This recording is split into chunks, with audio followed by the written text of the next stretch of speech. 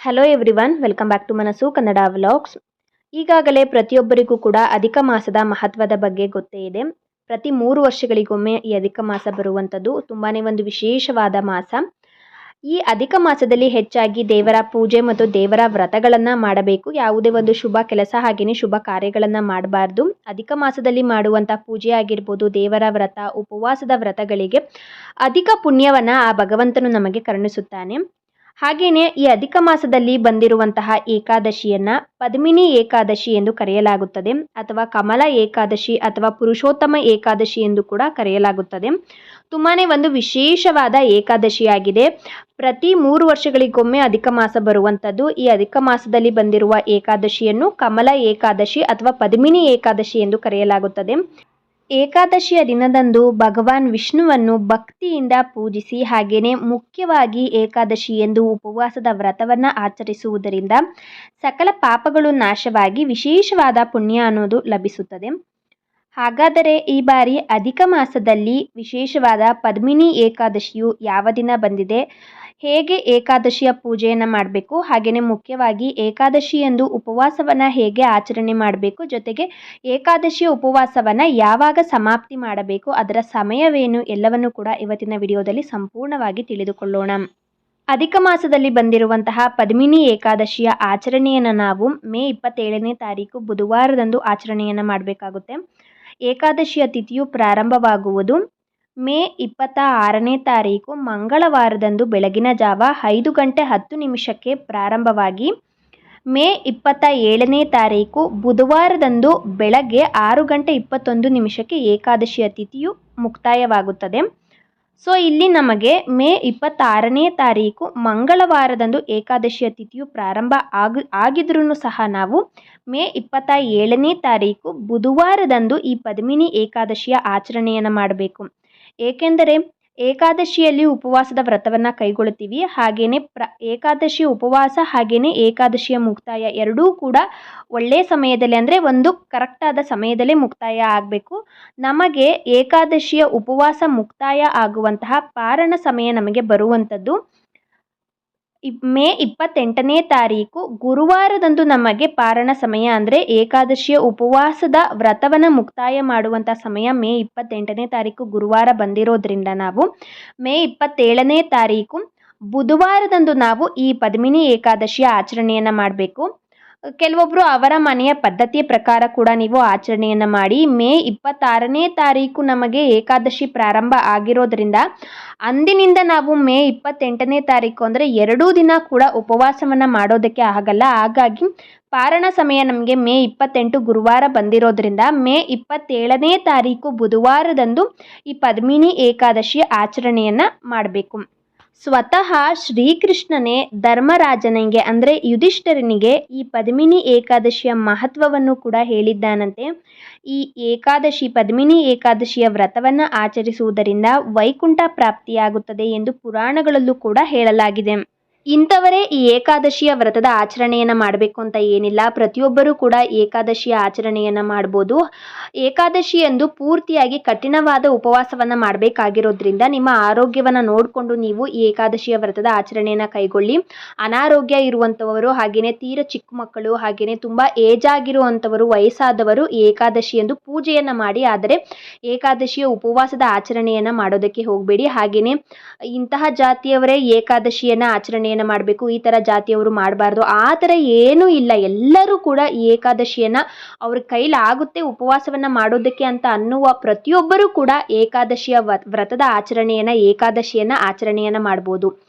ಏಕಾದಶಿಯ ದಿನದಂದು ಬೆಳಿಗ್ಗೆ ಬೇಗನೆ ಎದ್ದು ಸ್ನಾನವನ್ನು ಮಾಡಿ ಮಡಿಬಟ್ಟೆಯನ್ನು ಧರಿಸಬೇಕು. ಅಂದರೆ ಶುದ್ಧವಾದ ಒಗೆದಿರುವಂಥ ಬಟ್ಟೆಯನ್ನು ಧರಿಸಿಕೊಂಡು ವಿಷ್ಣುವಿನ ಪೂಜೆಯನ್ನು ಮಾಡಬೇಕು. ಅದರಲ್ಲೂ ಲಕ್ಷ್ಮಿಯ ಸಮೇತವಾಗಿ ವಿಷ್ಣುವಿನ ಆರಾಧನೆಯನ್ನು ಮಾಡುವುದು ತುಂಬಾ ವಿಶೇಷವಾದದ್ದು. ನಿಮ್ಮ ಮನೆಯಲ್ಲಿ ವಿಷ್ಣುವಿನ ವಿಗ್ರಹ ಇದ್ದರೆ ಅಥವಾ ಶ್ರೀಮನ್ನಾರಾಯಣ ವೆಂಕಟೇಶ್ವರ ಸ್ವಾಮಿಯ ವಿಗ್ರಹ ಇದ್ದರೂ ಕೂಡ ವಿಗ್ರಹಕ್ಕೆ ಅಭಿಷೇಕವನ್ನು ಮಾಡಿ ನಂತರ ನೀವು ಪೂಜೆಯನ್ನು ಪ್ರಾರಂಭ ಮಾಡಿ. ವಿಗ್ರಹ ಇಲ್ಲ ಅನ್ನುವವರು ಫೋಟೋವನ್ನು ಸ್ವಚ್ಛ ಮಾಡಿಕೊಂಡು ಅರಿಶಿನ, ಕುಂಕುಮ, ಶ್ರೀಗಂಧವನ್ನು, ತಿಲಕವನ್ನು ಇಟ್ಟು ನೀವು ಮರೆಯದೆ ಗೆಜ್ಜೆ ವಸ್ತ್ರವನ್ನು ಹಾಕಿ, ಹಾಗೆಯೇ ತುಳಸಿಯನ್ನು ಇಡಲೇಬೇಕು. ವಿಷ್ಣುವಿಗೆ ತುಂಬಾ ಪ್ರಿಯವಾದದ್ದು ಅಂದರೆ ತುಳಸಿ. ನೈವೇದ್ಯದಲ್ಲೂ ಕೂಡ ಒಂದು ತುಳಸಿಯ ದಳವನ್ನು ಇಟ್ಟೆ ನೈವೇದ್ಯವನ್ನು ಅರ್ಪಿಸುವಂಥದ್ದು. ಇವೆಷ್ಟೇ ದುಬಾರಿಯಾದ ಹೂಗಳನ್ನು ತಂದಿಟ್ಟರೂ ಕೂಡ ಒಂದು ತುಳಸಿಯನ್ನು ಅರ್ಪಿಸಲಿಲ್ಲ ಅಂದರೆ ಅದು ವಿಷ್ಣುವಿನ ಪೂಜೆ ಅನ್ನಿಸ್ಕೊಳ್ಳೋದೇ ಇಲ್ಲ. ವಿಷ್ಣುವಿಗೂ ಕೂಡ ಪೂಜೆ ಸಲ್ಲೋದಿಲ್ಲ ಅಂತ ಹೇಳ್ತಾರೆ. ವಿಷ್ಣುವಿಗೆ ತುಂಬಾ ಪ್ರಿಯವಾದವಳು ತುಳಸಿ. ಹಾಗಾಗಿ ಒಂದು ದಳವಾದರೂ ತುಳಸಿಯನ್ನು ವಿಷ್ಣುವಿನ ತಲೆಯ ಮೇಲೆ ಇಟ್ಟು ನೀವು ಏಕಾದಶಿಯ ಪೂಜೆಯನ್ನು ಮಾಡಿ. ಮೊದಲಿಗೆ ಗಣಪತಿಗೆ ಪೂಜೆಯನ್ನು ಸಲ್ಲಿಸಬೇಕು. ಗಣಪತಿಯ ಫೋಟೋ ಅಥವಾ ವಿಗ್ರಹ ಇರುವವರು ವಿಗ್ರಹಕ್ಕೆ ಅರಿಶಿಣ ಕುಂಕುಮ ಹೂಗಳನ್ನು ಇಟ್ಟು ನೀವು ಗೆಜ್ಜೆ ವಸ್ತ್ರವನ್ನು ಹಾಕಿ ಪೂಜೆಯನ್ನು ಮಾಡಬೇಕು. ಗಣಪತಿಯ ಫೋಟೋ ವಿಗ್ರಹ ಎರಡೂ ಇಲ್ಲ ಅನ್ನುವವರು ಅರಿಶಿಣದಿಂದ ಅಥವಾ ಹಸುವಿನ ಸಗಣಿಯಿಂದ ಗಣಪನನ್ನು ಮಾಡಿಟ್ಟು ನೀವು ಮೊದಲಿಗೆ ಪೂಜೆಯನ್ನು ಸಲ್ಲಿಸಬೇಕು. ತುಪ್ಪದ ದೀಪಗಳನ್ನು ಹಚ್ಚಿ ಹಾಗೆಯೇ ಒಂದು ನೈವೇದ್ಯವನ್ನು ಅರ್ಪಿಸಿ ಅಥವಾ ಒಂದು ಲೋಟ ಹಾಲನ್ನಾದರೂ ಇಡಿ ಅಥವಾ ಹಣ್ಣುಗಳನ್ನು ಕೂಡ ನೀವು ನೈವೇದ್ಯವಾಗಿ ಅರ್ಪಿಸಿ. ವಿಷ್ಣುವಿನ ಅಷ್ಟೋತ್ತರವನ್ನು ಹೇಳಿಕೊಂಡು ನೀವು ವಿಷ್ಣುವಿನ ಸಹಸ್ರನಾಮವನ್ನು ಪಠಣೆಯನ್ನು ಮಾಡಿಕೊಂಡು ಅಥವಾ ಓಂ ನಮೋ ಭಗವತೆ ವಾಸುದೇವಾಯ ನಮಃ ಅನ್ನುವ ಒಂದು ಸರಳವಾದ ಮಂತ್ರವನ್ನು ನೀವು ಪಠಣೆಯನ್ನು ಮಾಡಿಕೊಂಡು ವಿಷ್ಣುವಿನ ಪೂಜೆಯನ್ನು ಒಂದು ಸರಳವಾದ ನೈವೇದ್ಯವನ್ನು ಅರ್ಪಿಸಿ ನೀವು ಪೂಜೆಯನ್ನು ಮಾಡಿ. ಹಾಗೆಯೇ ಅಕ್ಷತೆ, ಹಾಗೆಯೇ ತುಳಸಿ ದಳಗಳು, ಹಾಗೆಯೇ ಸ್ವಲ್ಪ ಬಿಡಿ ಹೂಗಳನ್ನು ಕೈಯಲ್ಲಿ ಹಿಡಿದುಕೊಂಡು ನೀವು ಪೂಜೆ ಮಾಡಬೇಕಾದ್ರೆ, ಈ ದಿನ ನಾನು ನನ್ನ ಯಥಾಶಕ್ತಿಗೆ ಅನುಸಾರವಾಗಿ ಉಪವಾಸವನ್ನು ಮಾಡ್ತಾ ಇದ್ದೀನಿ. ಉಪವಾಸಕ್ಕೆ ಯಾವುದೇ ಒಂದು ವಿಘ್ನ ಬರದೇ ಇರಲಿ, ಸಂಪೂರ್ಣವಾಗಿ ಉಪವಾಸವನ್ನು ಸಮಾಪ್ತಿ ಮಾಡ್ತೀನಿ. ಯಾವುದೇ ಒಂದು ವಿಘ್ನಗಳು ಅಡೆತಡೆಗಳು ಉಪವಾಸದ ವ್ರತಕ್ಕೆ, ಏಕಾದಶಿ ಉಪವಾಸದ ವ್ರತಕ್ಕೆ ಬರದೇ ಇರಲಿ. ನನ್ನ ಈ ಒಂದು ಕೆಲಸ ಆಗಲಿ ಅಥವಾ ನಿಮ್ಮ ಕೋರಿಕೆ ಏನಿದೆಯೋ ಅದನ್ನು ಹೇಳಿಕೊಂಡು ನೀವು ವಿಷ್ಣುವಿನ ಸ್ಮರಣೆಯನ್ನು ಮಾಡಿ ಏಕಾದಶಿಯ ವ್ರತದ ಉಪವಾಸದ ವ್ರತದ ಒಂದು ಸಂಕಲ್ಪವನ್ನು ಮಾಡಿಕೊಂಡು ನೀವು ಏನು ಕೈಯಲ್ಲಿ ನೀವು ಅಕ್ಷತೆ, ಹೂವು ಅಥವಾ ತುಳಸಿ ದಳವನ್ನು ಇಟ್ಕೊಂಡಿರ್ತೀರಲ್ಲ ಅದನ್ನು ಪೂಜೆ ಮಾಡಿರ್ತೀರಲ್ಲ ವಿಷ್ಣುವಿನ ಮುಂಭಾಗದಲ್ಲಿ ಕಾಲ ಬಳಿ ಅದನ್ನು ಹಾಕಿ ನೀವು ಸಂಕಲ್ಪವನ್ನು ಮಾಡಿಕೊಂಡು ಉಪವಾಸವನ್ನು ಪ್ರಾರಂಭ ಮಾಡಬೇಕಾಗುತ್ತೆ. ಇನ್ನು ಯಾವಾಗ ನೀವು ಈ ಏಕಾದಶಿ ಉಪವಾಸವನ್ನು ಪ್ರಾರಂಭ ಮಾಡಬೇಕು, ಹಾಗೆಯೇ ಯಾವಾಗ ಸಮಾಪ್ತಿ ಮಾಡಬೇಕು ಅನ್ನೋದು ಕೂಡ ತುಂಬಾ ಮುಖ್ಯವಾದದ್ದು. ಏಕಾದಶಿಯ ದಿನದಂದು ಬೆಳಗ್ಗೆಯಿಂದಲೇ ನಾವು ಉಪವಾಸದ ಸಂಕಲ್ಪವನ್ನು ಮಾಡಿಕೊಂಡು ಉಪವಾಸವನ್ನು ಪ್ರಾರಂಭವನ್ನು ಮಾಡಿರ್ತೀವಿ. ಆದರೆ ಏಕಾದಶಿಯ ಹಿಂದಿನ ದಿನ ನಮಗೆ ದಶಮಿ ಬರುತ್ತದೆ. ದಶಮಿಯ ದಿನದ ರಾತ್ರಿಯಿಂದಲೇ ಏಕಾದಶಿಯ ಉಪವಾಸದ ವ್ರತವು ಪ್ರಾರಂಭ ಆಗುತ್ತೆ ಅಂತ ಹೇಳ್ತಾರೆ. ಏಕಾದಶಿಯ ಹಿಂದಿನ ದಿನ ದಶಮಿಯ ರಾತ್ರಿಯಂದು ನಾವು ಅಂದರೆ ಏಕಾದಶಿಯ ಹಿಂದಿನ ದಿನ ರಾತ್ರಿಯಂದೇ ನಾವು ದಶಮಿಯ ರಾತ್ರಿಯಂದು ಲಘುವಾದ ಆಹಾರದ ಸೇವನೆಯನ್ನು ಮಾಡಿರಬೇಕು. ಯಾವುದೇ ಮಾಂಸಾಹಾರವನ್ನು ಸೇವನೆಯನ್ನು ಮಾಡಿರಬಾರ್ದು. ಹಾಗೆಯೇ ಒಂದು ಲಘುವಾದ ಆಹಾರದ ಸೇವನೆಯನ್ನು ಮಾಡಿರಬೇಕು. ಉಪ್ಪಿಟ್ಟು ಈ ರೀತಿಯಾದ ಒಂದು ಲಘುವಾದ ಆಹಾರದ ಸೇವನೆಯನ್ನು ಇಂದಿನ ದಿನವೇ ಏಕಾದಶಿಯ ಹಿಂದಿನ ದಿನ ದಶಮಿಯ ರಾತ್ರಿಯಿಂದೇ ನಾವು ಲಘುವಾದ ಆಹಾರದ ಸೇವನೆಯನ್ನು ಮಾಡಿಕೊಂಡು ನಾವು ಏಕಾದಶಿಯ ಉಪವಾಸದ ವ್ರತವನ್ನು ಪ್ರಾರಂಭವನ್ನು ಮಾಡಿರ್ತೀವಿ. ಇನ್ನು ಬೆಳಗ್ಗೆ ಏಕಾದಶಿಯ ದಿನದಂದು ಬೆಳಗ್ಗೆನೇ ದೇವರ ಪೂಜೆಯನ್ನು ಮಾಡಬೇಕಾದ್ರೆ ಉಪವಾಸದ ಸಂಕಲ್ಪವನ್ನು ಮಾಡಿ ನಾವು ಪೂಜೆಯನ್ನು ಮಾಡಿ ಉಪವಾಸವನ್ನು ಪೂರ್ತಿಯಾಗಿ ನಾವು ಪೂರ್ಣ ಪ್ರಮಾಣದಲ್ಲಿ ಪ್ರಾರಂಭವನ್ನು ಮಾಡಿರ್ತೀವಿ. ಆ ದಿನ ಪೂರ್ತಿಯಾಗಿ ಏನನ್ನು ಕೂಡ ಸೇವನೆಯನ್ನು ಮಾಡಬಾರ್ದು. ಪೂರ್ತಿಯಾಗಿ ಉಪವಾಸವಿರಬೇಕು. ಕಟ್ಟುನಿಟ್ಟಾದ ಉಪವಾಸದ ವ್ರತವನ್ನು ಕೈಗೊಳ್ಳಬೇಕು. ಹಾಗಾಗಿನೇ ನಿಮ್ಮ ಆರೋಗ್ಯವನ್ನು ನೋಡಿಕೊಂಡು ಏಕಾದಶಿಯ ಉಪವಾಸದ ವ್ರತವನ್ನು ಮಾಡಿ. ಕೆಲವೊಬ್ಬರು ನೀರನ್ನು ಕೂಡ ಸೇವನೆಯನ್ನು ಮಾಡುವುದಿಲ್ಲ. ನೀರಾಹಾರ ಉಪವಾಸದ ವ್ರತವನ್ನು ಕೂಡ ಮಾಡ್ತಾರೆ. ತುಂಬ ಅಂದರೆ ತುಂಬಾ ಒಳ್ಳೆಯದು. ನಮ್ಮ ಆರೋಗ್ಯಕ್ಕೂ ಕೂಡ ತುಂಬಾ ಒಳ್ಳೆಯದು. ಒಂದು ತೊಟ್ಟು ನೀರನ್ನು ಕೂಡ ಸೇವನೆಯನ್ನು ಮಾಡಬಾರ್ದು. ಆ ರೀತಿಯಾಗಿ ಏಕಾದಶಿ ಉಪವಾಸದ ವ್ರತವನ್ನು ಮಾಡಬೇಕು. ಆಗಲ್ಲ ಅನ್ನುವವರು, ನಿಮಗೆ ತುಂಬಾ ಸುಸ್ತಾಗ್ತಾ ಇದೆ ಆಗಲ್ಲ ಅಂತ ಅನ್ನುವವರು ಬೇಕಾದರೆ ನೀವು ನೀರು ಮತ್ತು ಹಾಲು ಹಣ್ಣುಗಳನ್ನು ನಿಯಮಿತವಾಗಿ ಅಂದರೆ ಲಘುವಾಗಿ ಸೇವನೆಯನ್ನು ಮಾಡ್ಬೋದು. ಆಗಲ್ಲ ಅನ್ನುವವರು ಮಾತ್ರ ಹಾಲು ಹಣ್ಣುಗಳ ಸೇವನೆಯನ್ನು ಲಘುವಾಗಿ ಮಾಡ್ಬೋದು. ಹಾಲು ಹಣ್ಣಿನ ಸೇವನೆಯನ್ನು ಮಾಡಿ ನಾನು ಉಪವಾಸವನ್ನು ಮಾಡಿಬಿಟ್ಟಿದ್ದೀನಿ, ಪೂರ್ತಿಯಾಗಿ ಏನು ತಿಂದಲೇ ಇಲ್ಲ, ಹಾಲು ಹಣ್ಣನ್ನು ಸೇವನೆ ಮಾಡಿದ್ದೀನಿ, ಅದು ಉಪವಾಸ ಆಗಲ್ವಾ ಅಂತ ಕೇಳೋದಾದರೆ ಖಂಡಿತವಾಗಿಯೂ ಆ ರೀತಿಯಾಗಿ ಏನು ಅಂದ್ಕೊಳ್ಬೇಡಿ.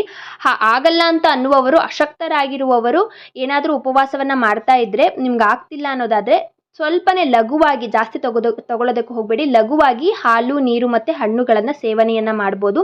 ಆ ದಿನ ಪೂರ್ತಿಯಾಗಿ ಉಪವಾಸವಿದ್ದು ಮಾರನೇ ದಿನ ದ್ವಾದಶಿ ಬರುತ್ತೆ. ಏಕಾದಶಿಯ ಹಿಂದಿನ ದಿನ ನಮಗೆ ದಶಮಿ ಬರುತ್ತದೆ. ಆ ದಿನ ರಾತ್ರಿ ಲಘುವಾದ ಆಹಾರದ ಸೇವನೆಯನ್ನು ಮಾಡಿ ಉಪವಾಸವನ್ನು ಮಾಡಿರ್ತೀವಿ. ದಶಮಿಯ ಮಾರನೇ ದಿನ ನಮಗೆ ಏಕಾದಶಿ ಬರುತ್ತದೆ. ಏಕಾದಶಿಯಂದು ಬೆಳಗ್ಗೆ ನಾವು ಸಂಕಲ್ಪವನ್ನು ಮಾಡಿಕೊಂಡು ಪೂರ್ಣ ಪ್ರಮಾಣದಲ್ಲಿ ಉಪವಾಸವನ್ನು ಪ್ರಾರಂಭ ಮಾಡಿರ್ತೀವಿ. ಏಕಾದಶಿಯ ಮಾರನೇ ದಿನ ದ್ವಾದಶಿ ಬರುತ್ತದೆ. ಆ ದ್ವಾದಶಿಯಂದು ನಾವು ಬೆಳಗ್ಗೆ ಉಪವಾಸವನ್ನು ಬಿಟ್ಟು ಊಟವನ್ನು ಮಾಡಬೇಕಾಗುತ್ತದೆ. ಈಗ ಅಧಿಕ ಮಾಸದಲ್ಲಿ ಬಂದಿರುವಂತಹ ಪದ್ಮಿನಿ ಏಕಾದಶಿ ಆಚರಣೆಯನ್ನು ಮಾಡಬೇಕಾಗಿರುವುದು ಮೇ 27ನೇ ತಾರೀಕು ಬುಧವಾರ ಆಗಿರೋದ್ರಿಂದ ಬುಧವಾರದಂದು ಬೆಳಗ್ಗೆಯಿಂದಲೇ ಉಪವಾಸದ ಸಂಕಲ್ಪವನ್ನು ಮಾಡಿಕೊಂಡು ಉಪವಾಸವನ್ನು ಪ್ರಾರಂಭ ಮಾಡಿರಬೇಕು. ಮೇ 28ನೇ ತಾರೀಕು ಗುರುವಾರದಂದು ಬೆಳಗ್ಗೆ ನಾವು ಉಪವಾಸವನ್ನು ಬಿಟ್ಟು ಊಟವನ್ನು ಮಾಡಬೇಕಾಗುತ್ತೆ. ಅದಕ್ಕೂ ಕೂಡ ಒಂದು ಸೂಕ್ತವಾದ ಸಮಯ ಅಂತ ಇರುತ್ತೆ. ಮೇ 28ನೇ ತಾರೀಕು ಗುರುವಾರದಂದು ಉಪವಾಸವನ್ನು ಬಿಡುವುದಕ್ಕೆ ಪಾರಣ ಸಮಯ ಬಂದು ಬೆಳಗ್ಗೆ 5:52 ನಿಮಿಷದಿಂದ 7:56 ಕೂಡ ಪಾರಣ ಸಮಯ ಇರುತ್ತೆ. ಪಾರಣ ಸಮಯ ಮುಕ್ತಾಯವಾಗುವಂಥದ್ದು ಮೇ 28ರಂದು ಗುರುವಾರದಂದು ಬೆಳಗ್ಗೆ 7:56 ಮುಕ್ತಾಯ ಆಗೋದ್ರಿಂದ ಅಷ್ಟರ ಒಳಗೇನೆ ನಾವು ಉಪವಾಸವನ್ನು ಬಿಟ್ಟು ಊಟವನ್ನು ಮಾಡಬೇಕು. ಆ ದಿನದಂದು ಬೆಳಗ್ಗೆನೆ ಬೇಗನೆ ಎದ್ದು ಸ್ನಾನವನ್ನು ಮಾಡಿ ಮಡಿಬಟ್ಟೆಯನ್ನು ಧರಿಸಿ ದೇವರಿಗೆ ಪೂಜೆಯನ್ನು ಮಾಡಬೇಕು. ಒಂದು ನೈವೇದ್ಯವನ್ನು ಅರ್ಪಿಸಿ ದೇವರಿಗೆ ಪೂಜೆಯನ್ನು ಸಲ್ಲಿಸಿ ನಂತರ ನಾವು ಉಪವಾಸವನ್ನು ಬಿಟ್ಟು ಊಟವನ್ನು ಮಾಡಬೇಕು.